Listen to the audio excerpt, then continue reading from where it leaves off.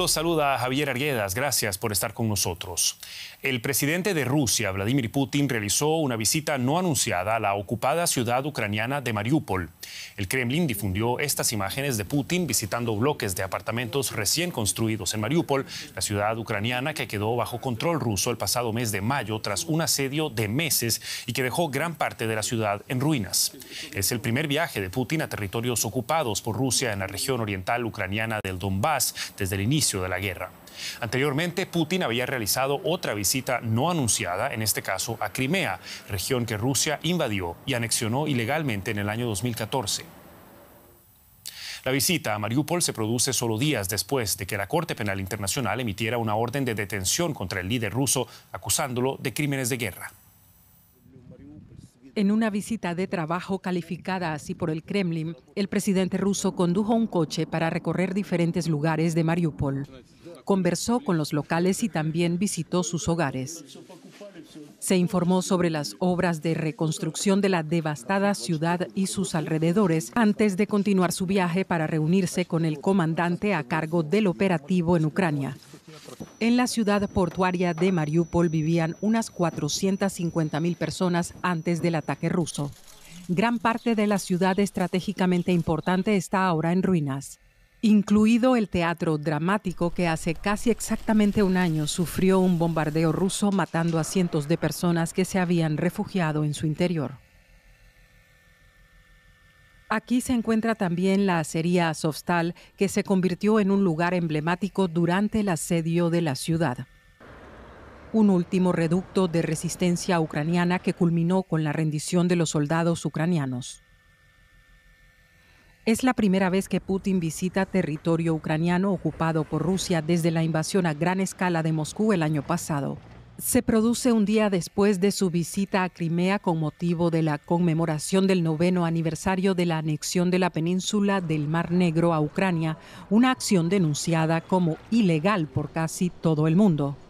En Sebastopol, la ciudad más grande de Crimea, Vladimir Putin visitó una escuela de arte y un centro infantil justo un día después de que la Corte Penal Internacional emitiera una orden de arresto en su contra, acusándolo de ser el responsable del secuestro y la deportación ilegal de miles de niños de las zonas ocupadas de Ucrania a Rusia.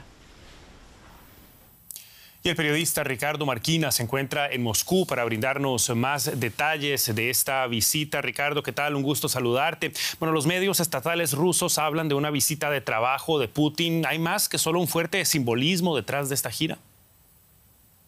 Hola, muy buenas noches desde Moscú. Bueno, evidentemente lo que estamos ante un viaje propagandístico que más que nada le pedían los sectores más duros de la política rusa, aquellos sectores que quieren más guerra e ir más lejos, porque Putin hasta la fecha solo se había acercado una vez al puente de Crimea cuando poco de ser atacado por un coche bomba ucraniano y no había pisado todavía el terreno como sí ha hecho en varias ocasiones el presidente ucraniano Volodymyr Zelensky, que ha estado en Kharkov, en Kherson y en otros puntos en otras